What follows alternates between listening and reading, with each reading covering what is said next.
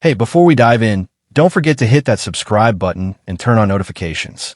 That way you don't miss the biggest financial and political twists happening right now. Trust me, you're going to want to follow this story to the very end. Now, let's set the scene.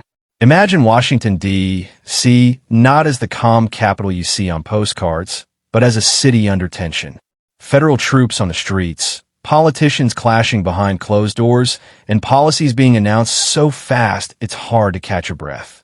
Something big is brewing, and it's not just politics as usual.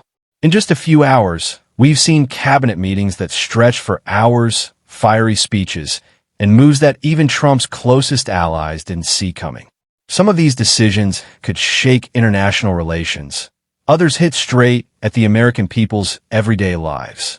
And behind it all, there's one story that might just change the future of the U.S. economy forever. But hold up, we'll get there. Let's start with the chaos swirling around. Trump spent hours on camera with his cabinet, dropping announcement after announcement.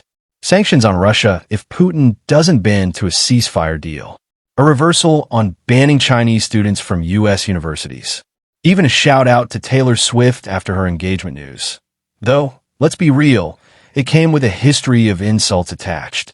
In the same breath, he was also pushing death penalties in the Capitol for murder cases. Wild mix, right? But don't get distracted, because while those headlines grab attention, something else slid almost quietly into the conversation. And that's where the real storm begins. Here's the thing. The U.S. economy runs on trust.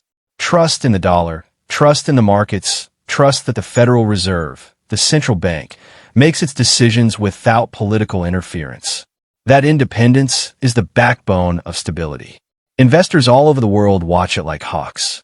Now imagine what happens if a president decides to tear that wall down.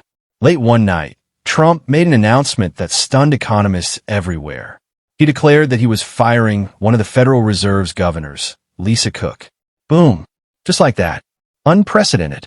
Why? He accused her of mortgage fraud. But Cook didn't blink. She fired back instantly, saying she's not stepping down, and she's taking the fight to court. Think about that for a second. A president trying to oust a central bank official? That's like cutting the brakes on the economy's safety system. Never been done before in U.S. history. And if it sticks, it changes the game. Markets lose faith, investors panic, and the independence of the Fed, something that protects long-term economic stability, suddenly looks shaky. And it doesn't stop there. Reports are already swirling that Trump has candidates lined up to replace her. Names like Stephen Moran, one of his close advisors, and David Malpass, a loyal ally who's criticized the Fed for not slashing rates fast enough. If either of them steps in, you can imagine where policy might go, straight toward decisions that favor politics over economics.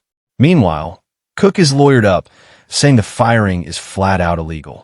The Federal Reserve itself backed her, reminding everyone that governors serve fixed terms and can only be removed for just cause, not because the president wants a new face at the table. Courts will now decide, but until then, the uncertainty is rattling the system. And here's where it all comes together. While the media was busy chasing side stories, death penalties, Chinese students, even Taylor Swift, this showdown with the Fed might be the biggest financial headline of them all. Because if Trump succeeds, it could set a precedent where central bank independence is gone, and every future president treats the Fed like just another cabinet seat. So yeah, the troops in D.C., the sanctions threats, even the cultural battles, they all matter.